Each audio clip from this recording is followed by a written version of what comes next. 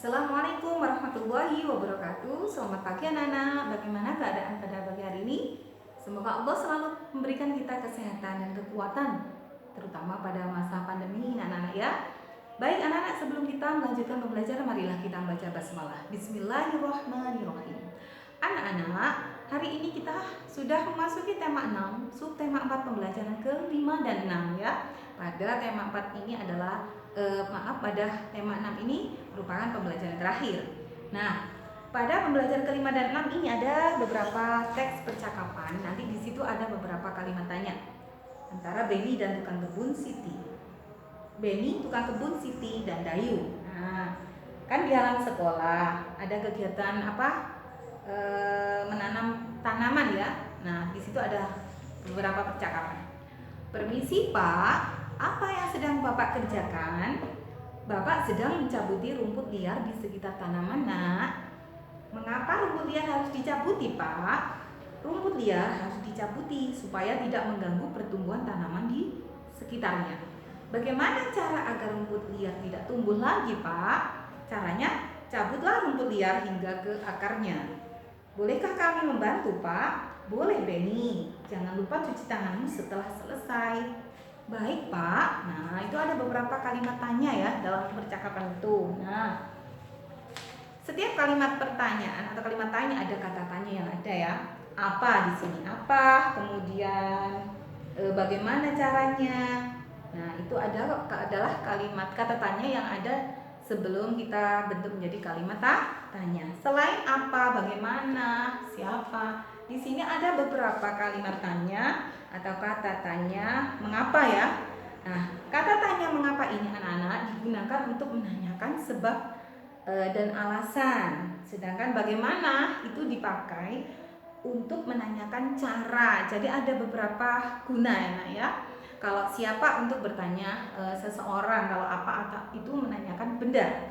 Kalau mengapa tanya tentang sebab dan alasan, sedangkan kata tanya bagaimana untuk bertanya cara, seperti itu ya. Setiap kata tanya pasti ada kegunaannya ya, ada tujuannya.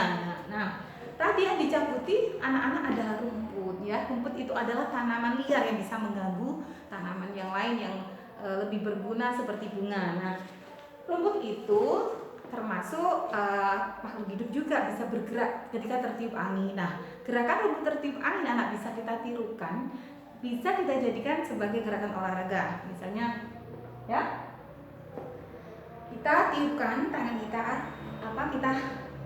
arahkan tangan kita ya. Nanti kita tirukan gerakan rumput yang tertiup angin. Ya, kita awali dengan gerakan tangan ke atas, kemudian kita ke kanan, kemudian ke kiri, kemudian lurus lagi ke depan. Itu adalah gerakan yang bisa kita tiru dari rumput yang tertiup angin. Nah, meskipun kita harus merawat tanaman anak-anak ya, kita tetap harus mematuhi peraturan baik di sekolah, di rumah atau di masyarakat. Nah, di sini ada beberapa tata tertib kemudian manfaatnya. Tata tertib itu sangat bermanfaat bagi kita agar hidup kita menjadi teratur anak-anak ya. Nah, ini ada salah satu contoh. Datang ke sekolah lebih pagi pada waktu piket kelas. Manfaatnya apa anak-anak ya? Manfaatnya adalah siswa dapat melaksanakan piket dengan baik, jadi tidak tergesa-gesa. Menyiram tanaman di dalam pot. Gunanya apa? Ya, menyiram tanaman di dalam pot agar kelas agar tanaman tumbuh subur. Nah, kemudian menyapu kelas. Supaya apa? Supaya kelas menjadi bersih dan nyaman. Jadi setiap tata tertib pasti memberikan manfaat ya. Meskipun di masyarakat juga memberikan manfaat untuk kehidupan masyarakat di sekitar kita.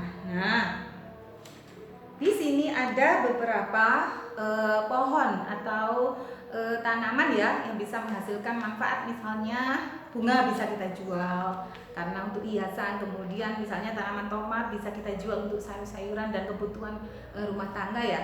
Nah, kemudian sebelum kita jual tomat itu bisa kita timbang, kita ukur beratnya dulu baru kita jual. Kemudian beberapa tomat yang sudah dikemas dan diukur bisa kita bandingkan beratnya. Nah, ya di sini ada beberapa kantong tomat. 500 gram tomat dengan 1 kilogram. Jika kita bandingkan, 500 gram lebih ringan daripada 1 kilogram tomat. Nah, yang di bawah 2 ons tomat lebih ringan daripada 5 ons tomat. Tetap ya, itu cara membandingkan berat suatu benda dengan menggunakan satuan ukurnya yaitu ons, kilogram, dan gram.